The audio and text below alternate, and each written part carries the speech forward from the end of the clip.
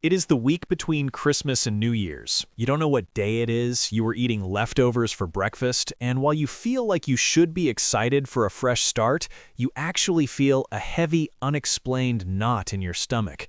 You feel anxious, you feel behind, you feel a strange sense of grief. We call this New Year's anxiety. It hits millions of people right now, yet almost no one talks about it.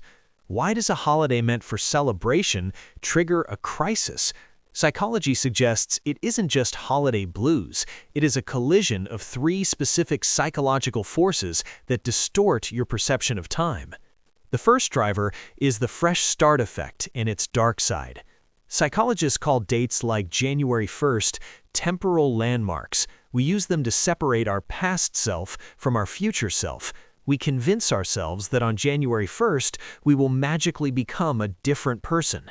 The old you was lazy, the new you runs marathons. The old you was broke, the new you is rich.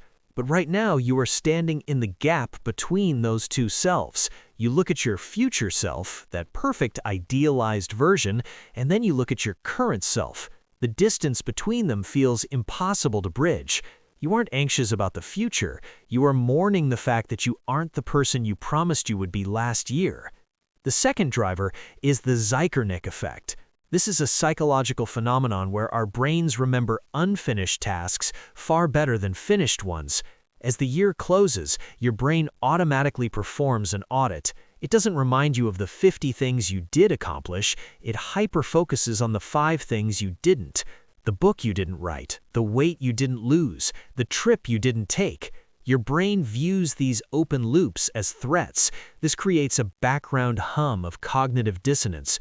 You feel exhausted not because you did too much, but because your brain is carrying the heavy luggage of unfinished business into the new year. The third driver is the deepest one, mortality salience.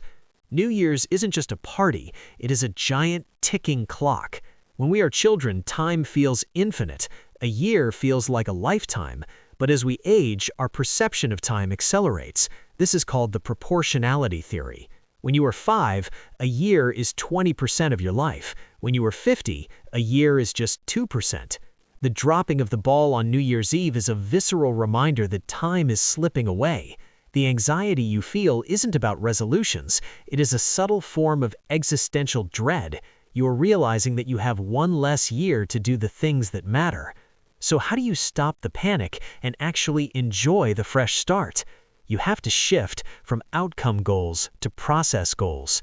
An outcome goal is, I will lose 20 pounds. This is a source of anxiety because you can't control it today.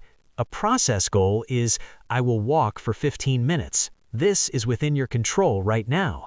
Stop looking at the mountain you have to climb in 2026. Just look at the shoes you are putting on today. The new you isn't waiting for you in January. The new you is built by the small choices you make right now. If you want to keep decoding the hidden scripts behind the people around you, hit that subscribe button. Thanks for watching, and I'll see you in the next one.